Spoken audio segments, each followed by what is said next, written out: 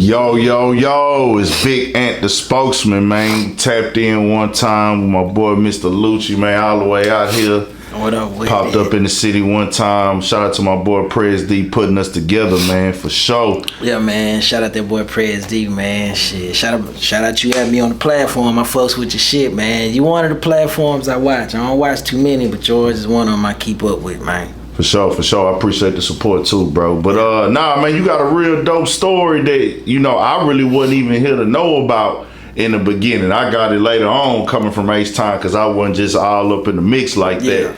So, you got to tell the people on my platform exactly where you from and everything like that for the ones that don't know. Well, shit. First, I'm from North Dallas, Texas. You know what I mean? I'm from the north side of Dallas. I started back way in the back, like in 98, 99, really 97, 98 with Mr. Pookie.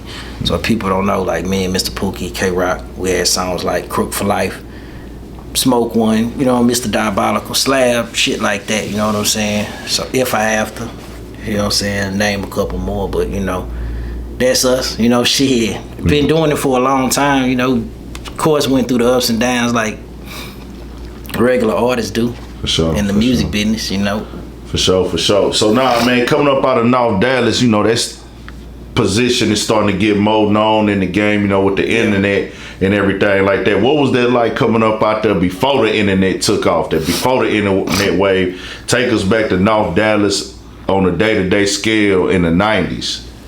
It was still the same motherfucking way, you know what I mean? Yeah.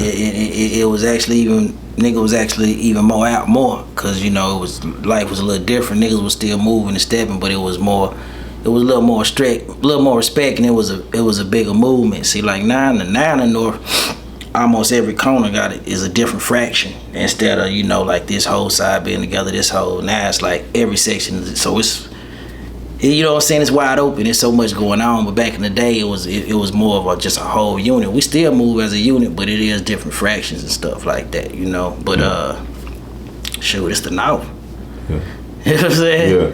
It's the North. Yeah, would you say it's on some like everything going on? We got the street stuff going on, but the family stuff going on too. I mean, like oriented, locked in is one, but it's still the raw, everyday, outside elements of this street stuff that come with this.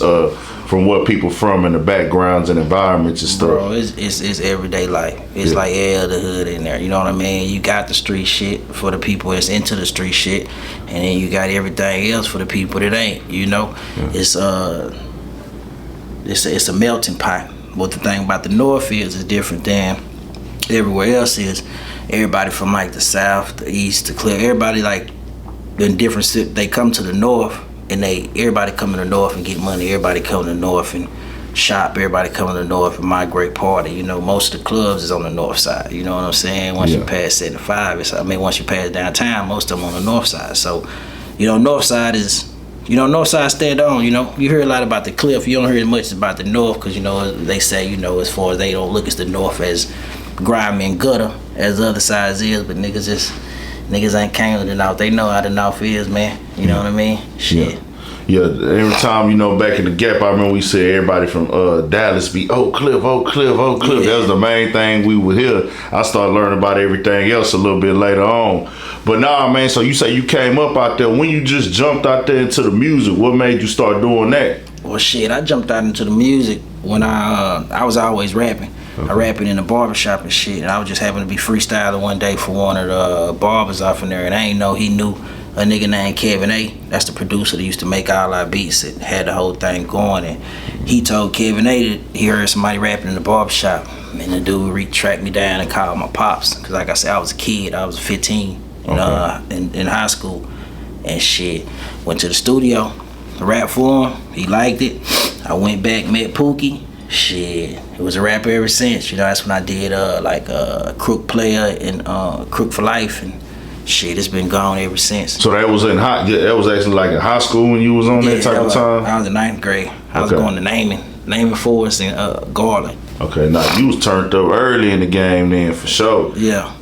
When you jumping out there that young, bro, like what was it like walking back and coming back to the neighborhood and stuff like that when that song first came out and you was at that age? What did that feel like for you in the environment? Bro, that shit was live. It's like really, it's unexplainable. You know, I'm in high school and all this shit at the time. You know what I mean? I'm in high school, and plus, you know, I done moved around a lot. You know, I done lived in Chicago, I done lived in South Louisiana, you know what I mean? East Texas, Dallas. So I got family everywhere, and it's like, and I done been everywhere, so it's like when that shit hit, it spread completely across my neighborhood. But then, you know, at this time we ain't have, you know, Twitter and shit like that. So, but I'm getting phone calls from motherfuckers.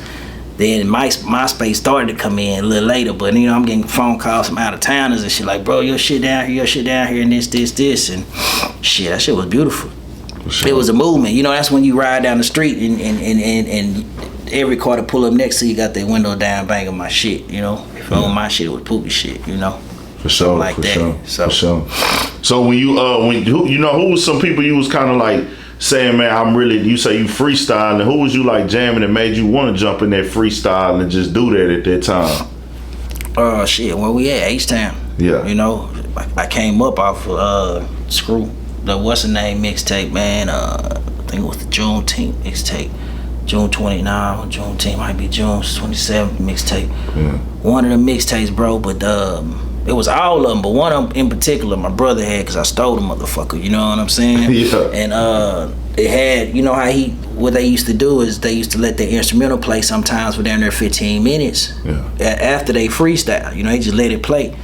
And shit, it was over from there. I started playing with them, freestyling with them. I wasn't really good, you know, I wasn't great. But shit, I was trying, you know what I mean? And then one of my kin folks, he fuck around and actually got in the studio and actually was recording. I tried to get in there, nigga wouldn't let me get out for now. This when we was kids, before I met the Kevin nigga and shit. That's what made me really start writing, because I was just freestyling at first. And when them niggas told me I wasn't good enough, that shit kind of crushed the nigga. So I was like, you know what, fuck that shit. I went back and locked in the crib, pen and pad for the whole summer and shit. It was a wrap. For sure, for sure.